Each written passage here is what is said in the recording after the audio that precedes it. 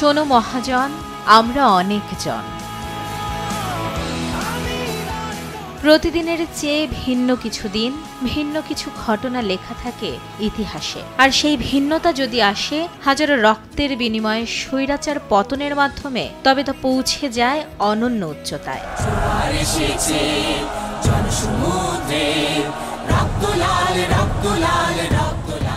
৩৬ জুলাই আবারও স্মরণ করিয়ে দেয় এক সময় সুদীর্ঘ অবিচারেরও ইতি ঘটে।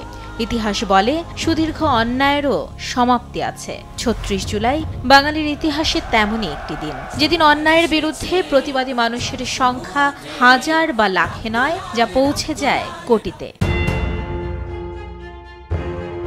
সকাল থেকে পুরো দেশ ছিল থমথমে।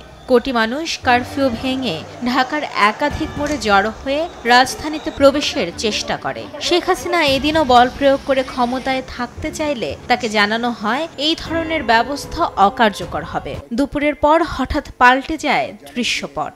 সেনাপ্রধান জেনারেল ওয়াকারুজ্জামান জাতির উদ্দেশ্যে ভাষণ দেবেন। এই খবর প্রকাশের পর ছাত্র জনতা রাজপথে নেমে আসতে থাকেন। বিজয়োৎসব শুরু হয় ৪ দিকে। বেলা ২:৩০টার পর জানা যায় প্রধানমন্ত্রীর পদ ছেড়ে শেখ হাসিনা হেলিকপ্টারে করে পালিয়েছেন।